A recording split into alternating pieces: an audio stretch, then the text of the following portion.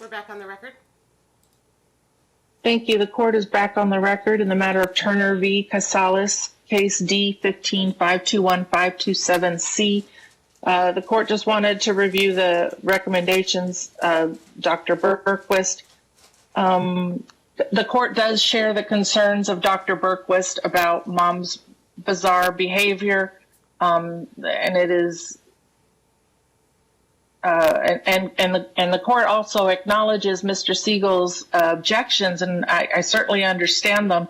And Mr. Siegel will have an opportunity to retain a rebuttal expert to Dr. Berquist if he's so, or if his client is so inclined. And so any impeachment of Dr. Berquist's findings or recommendations or opinions or her qualifications can certainly be made at the time of trial.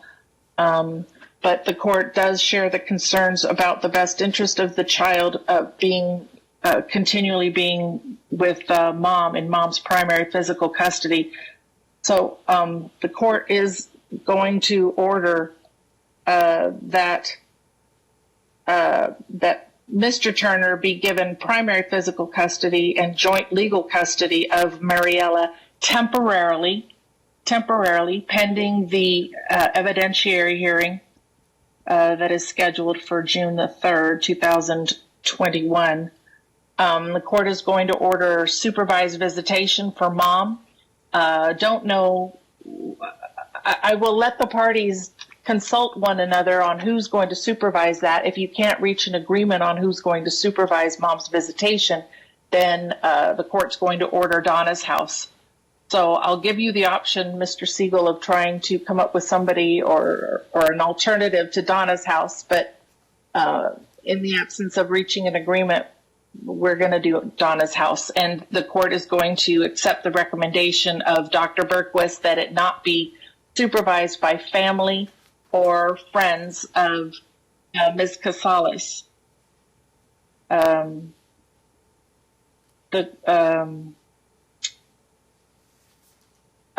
parents are obviously ordered to fully consult and notify one another regarding any medical treatment of the child. So dad having primary physical custody, you are obligated, and this was always true, to notify mom, keep mom informed of what is going on medically with the child. The court is going to also incorporate the recommendation of communicating. The parents will communicate through Talking Parents.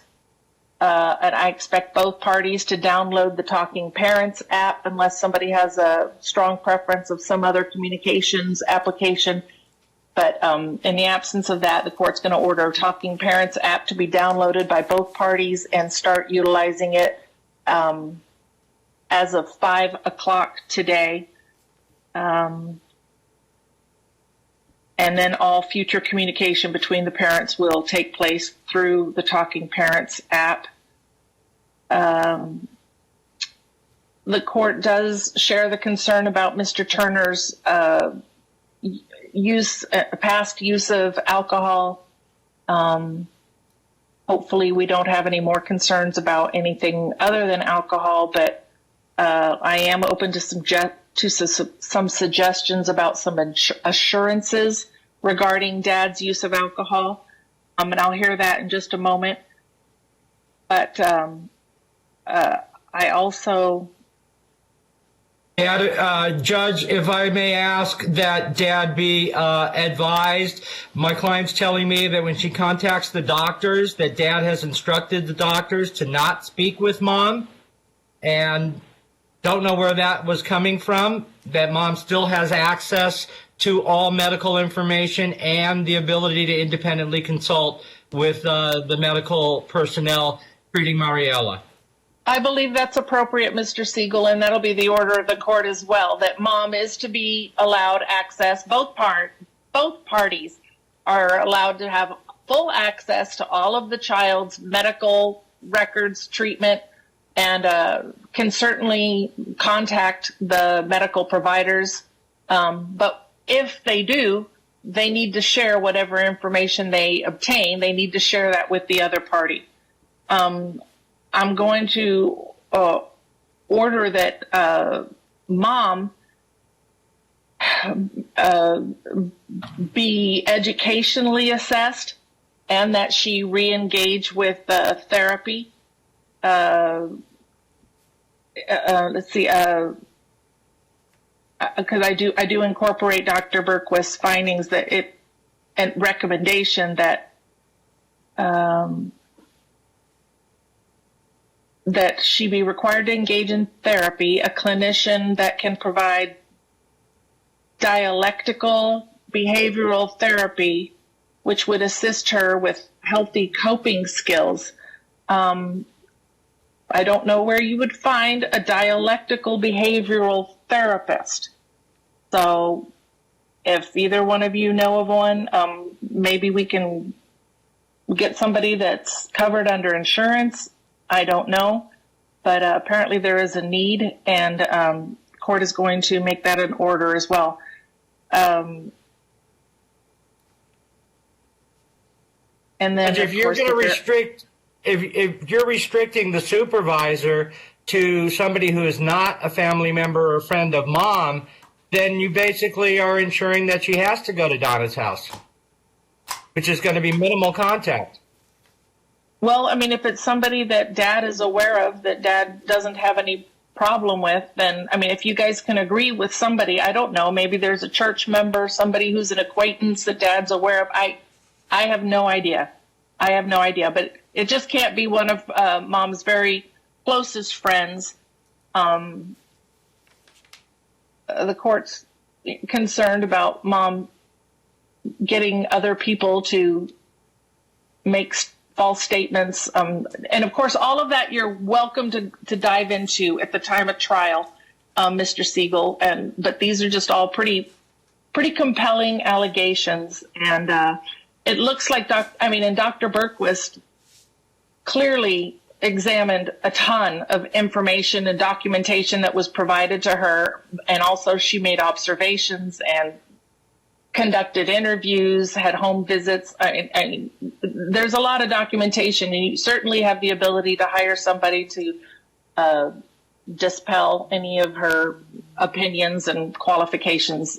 You can certainly do that. Let's see.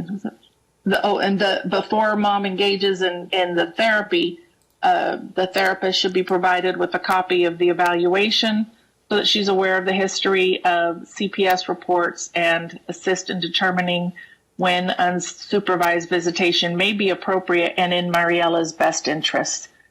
So let's talk now about... Isn't that an invasion of mom's HIPAA privacy rights, Judge?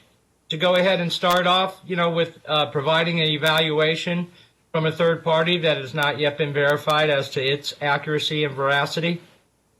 Not a HIPAA violation. Court orders supersede HIPAA. HIPAA is about the portability of healthcare information that's protected between, healthcare providers. The healthcare provider will follow any of these. Privacy rights, her fundamental privacy rights. Based on what law? Yeah, no, I agree with Mr. Fleeman. I mean, she waived that when she stipulated to have the custody evaluation with Dr. Berquist.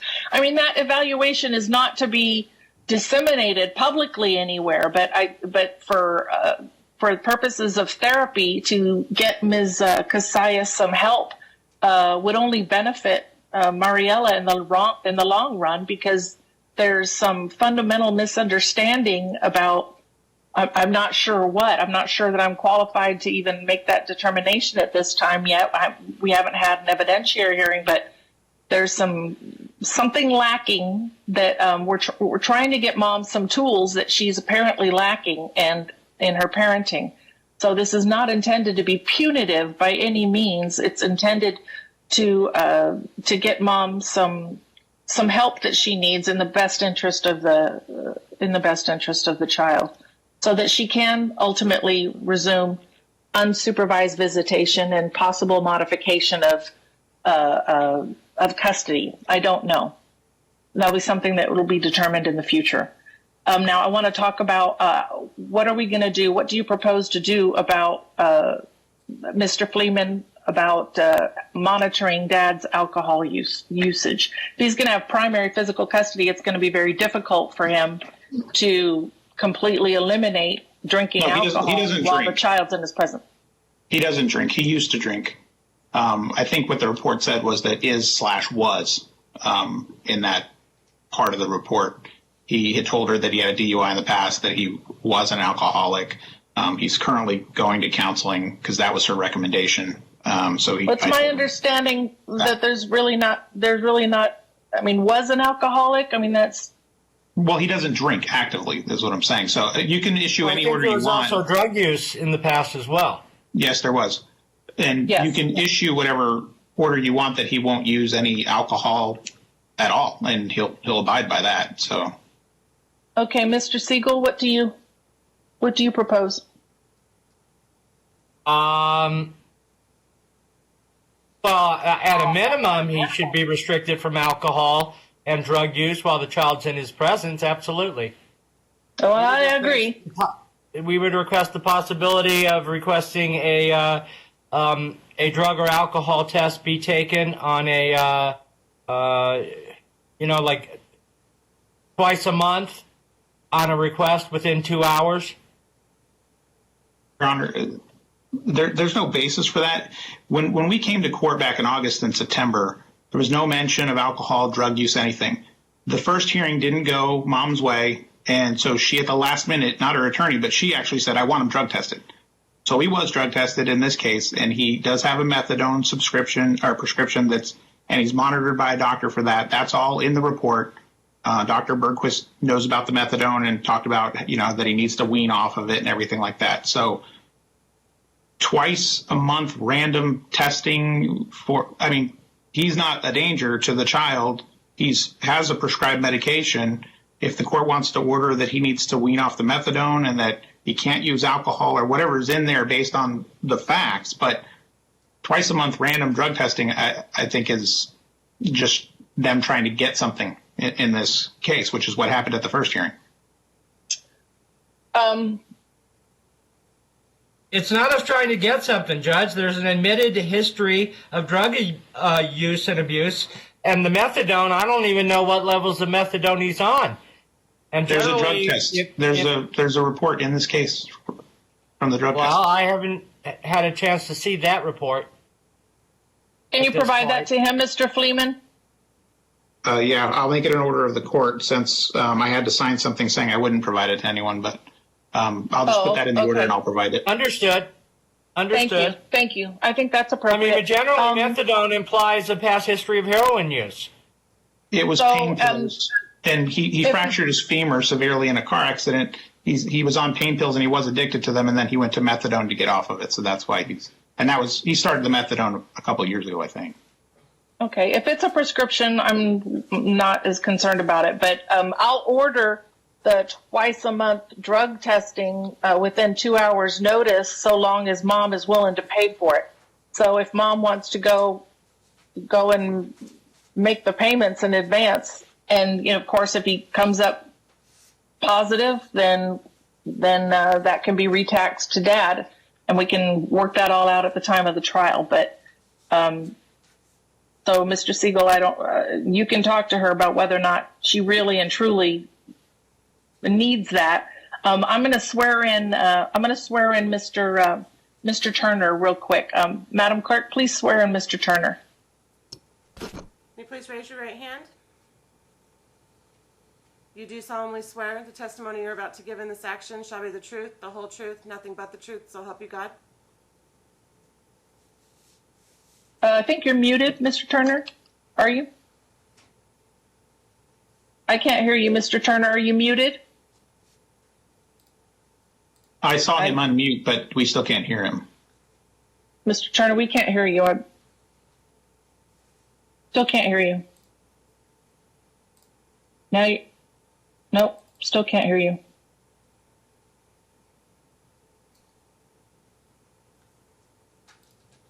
Can't hear you. there a number he can call in? Yeah. Yeah.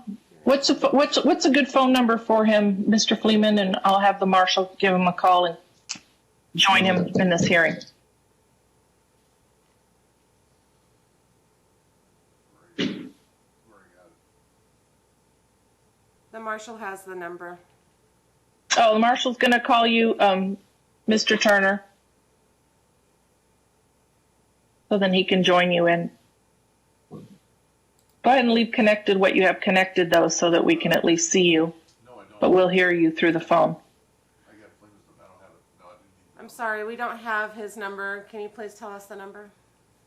Oh, we don't the have one the number after all. The one I have is 702-416-0090. I'm showing that he just left the hearing. He's probably trying to relog back in to fix his sound, which he shouldn't have done. But All right. Mr. Turner, hold on, I'm going to transfer you and put you back in. You dropped off and you were having some problems. Okay. All right. Now we can hear him. No, actually, Ray, we can hear him now. hang up. Okay. Yeah. Yep. We can hear you now. That was. Okay, you can hear me now? All right. Yes. So you heard the clerk swear you in? Yes. Okay. And you do I do. solemnly swear? Yes, Okay. I do. Thank you. All right. So what is your current alcohol usage, Mr. Turner? I don't drink anymore. I haven't drank in about 3 or 4 years.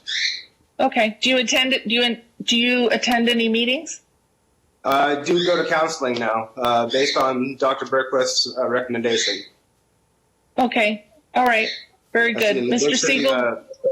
I see an addiction counselor, so yeah. Okay.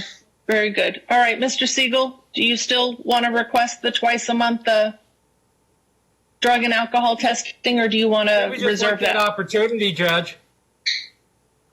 Okay. So, all right. So you want to determine when you're going to contact the, well, let's see, how can we do this?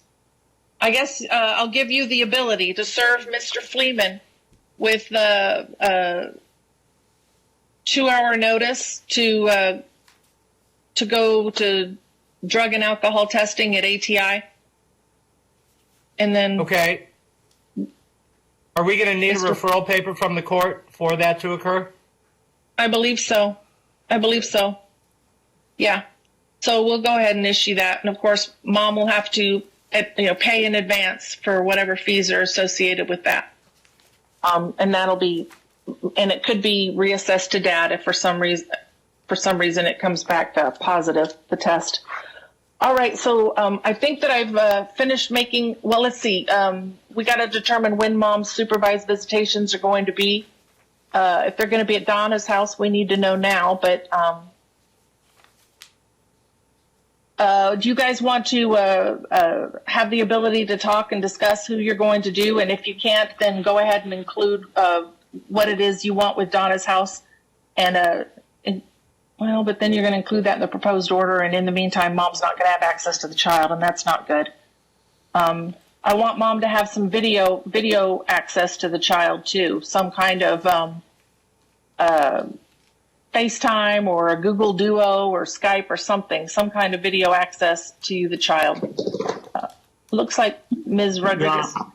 I don't think my client's going to have any problem doing ample amounts of FaceTime. My only concern is, can these be recorded so that there's not, allegations that things happened in the middle of these conversations where my client was saying something or she was saying something. I don't know if they would stipulate to that. I don't have a problem with having them recorded. That's fine. That'll help with accountability too.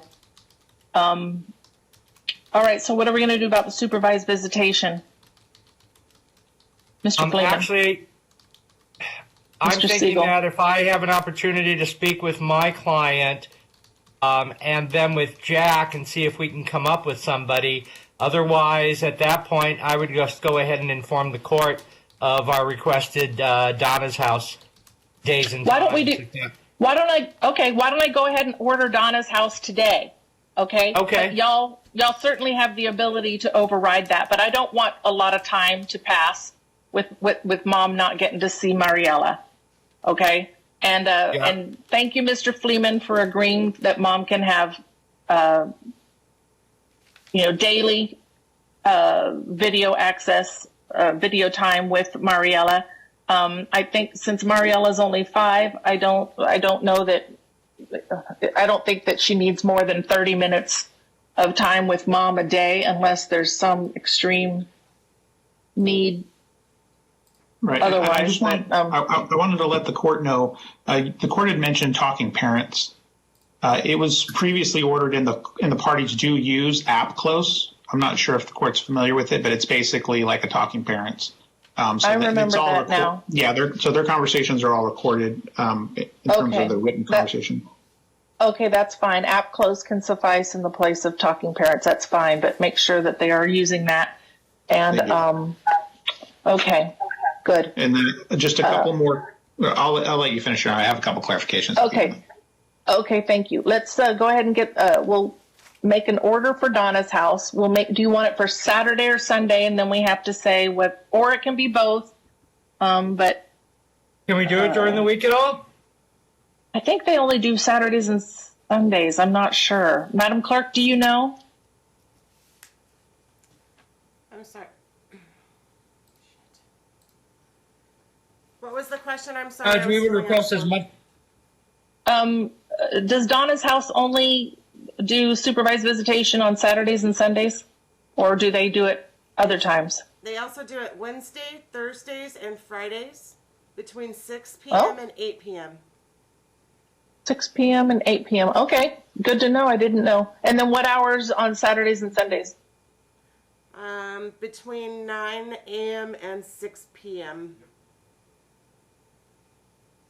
So the last time slot available is 6 p.m. or is it 5 p.m.? It would end at 6, so it would be 5 to 6. Okay, very good. Thank you. That helps. You're welcome. All right, so when does... I'll let my client address... I'm sorry, Mr. Siegel? We would request every day. Wednesday, Thursday, Friday, Saturday, Sunday. I think 2 days a week is probably sufficient.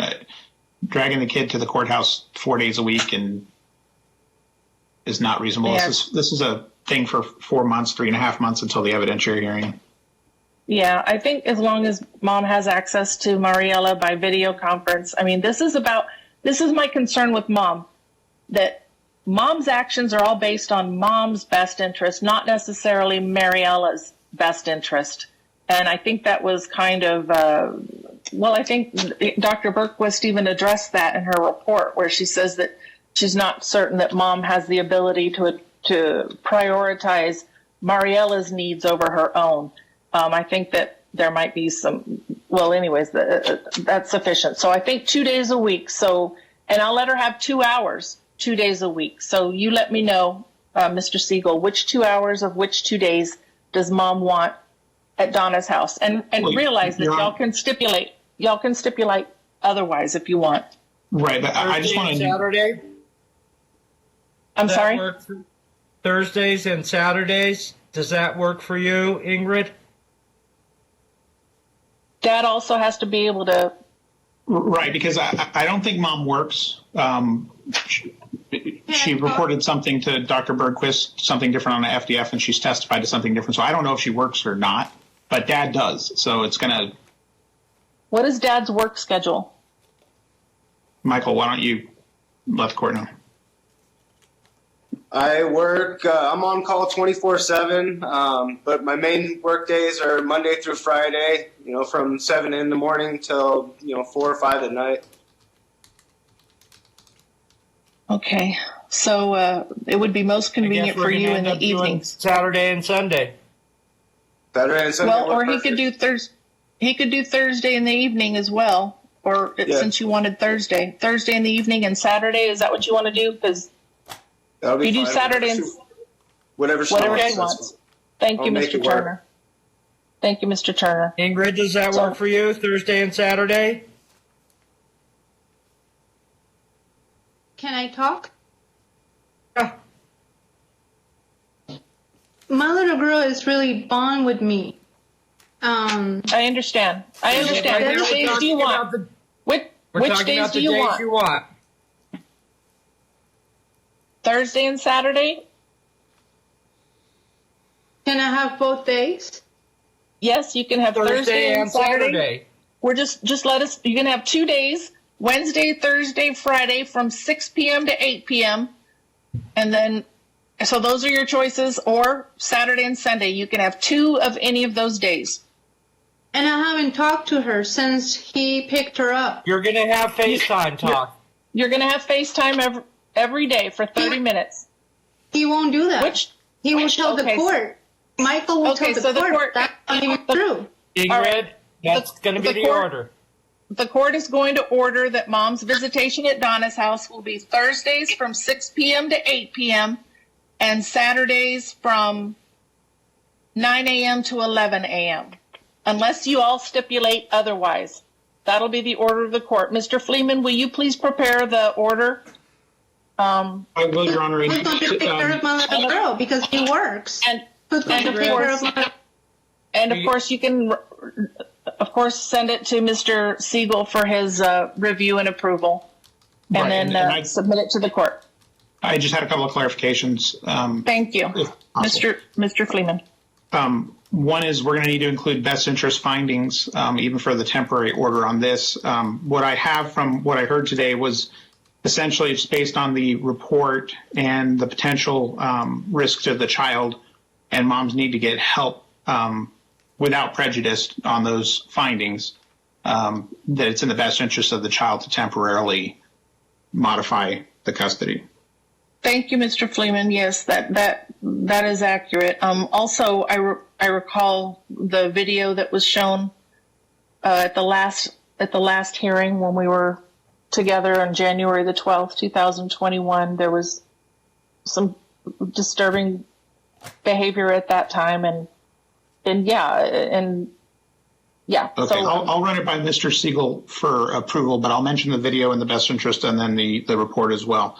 The other clarification was Dad currently has a sole decision-making authority on medical, and the court here today said that they have temporary joint legal and talked about how Mom still needs to have full access, and we agree with all that. I just want to make sure that the existing order of the ultimate decision-making on the medical remains solely Dad's pending the evidentiary hearing. yes, sole legal custody regarding medical decision making is still on Dad, With and the that's full- pursuant to Rivero.